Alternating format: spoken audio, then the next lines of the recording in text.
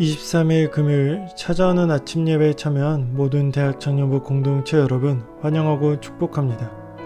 오늘도 함께 말씀을 묵상하고 기도하며 하나님과 인격적으로 만나는 교제의 시간이 되기를 소망합니다. 이제 조용한 시간과 장소를 정하시고 겸손히 주님을 만날 기대를 품고 말씀에 대한 바른 이해를 위해 함께 기도하겠습니다. 그리고 함께 말씀을 읽겠습니다. 오늘 하나님께서 우리에게 주신 말씀은 로마서 13장 1절에서 14절 말씀입니다. 새번역입니다. 사람은 누구나 위에 있는 권세에 복종해야 합니다. 모든 권세는 하나님께로부터 온 것이며 이미 있는 권세들도 하나님께서 세워주신 것입니다. 그러므로 권세를 거역하는 사람은 하나님의 명을 거역하는 것이요 거역하는 사람은 심판을 받게 될 것입니다.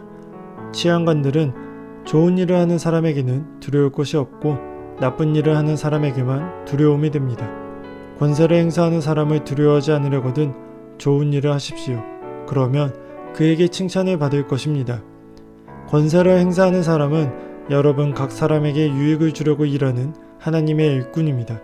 그러나 그대가 나쁜 일을 저지를 때에는 두려워해야 합니다. 그는 공연히 칼을 차고 있는 것이 아닙니다. 그는 하나님의 일꾼으로서 나쁜 일을 하는 자에게 하나님의 진노를 집행하는 사람입니다. 그러므로 진노를 두려워해서만이 아니라 양심을 생각해서도 복종해야 합니다. 같은 이유로 여러분은 또한 조세를 바칩니다. 그들은 하나님의 일꾼으로서 바로 이 일을 하는데 힘쓰고 있습니다. 여러분은 모든 사람에게 의무를 다하십시오. 조세를 바쳐야 할 이에게는 조세를 바치고 관세를 바쳐야 할 이에게는 관세를 바치고 두려워해야 할 이는 두려워하고 존경해야 할 이는 존경하십시오. 서로 사랑하는 것 외에는 아무에게도 빚을 지지 마십시오.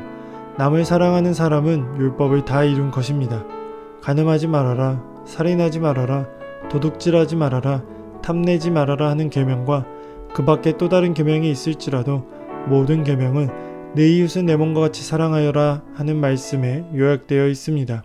사랑은 이웃에게 해를 입히지 않습니다. 그러므로 사랑은 율법의 완성입니다. 여러분은 지금이 어느 때인지 압니다. 잠에서 깨어나야 할 때가 벌써 되었습니다. 지금은 우리의 구원이 우리가 처음 믿을 때보다 더 가까워졌습니다. 밤이 깊고 낮이 가까이 왔습니다. 그러므로 우리는 어둠의 행실을 벗어버리고 빛의 갑옷을 입으십시다. 낮에 행동하듯이 단정하게 행합시다. 호사한 연애와 술 취함, 음행과 방탕, 싸움과 시기에 빠지지 맙시다. 주 예수 그리스도로 옷을 입으십시오. 정욕을 채우려고 육신의 일을 꾀하지 마십시오. 아멘. 그리스도인의 삶의 방식은 어떠한가요?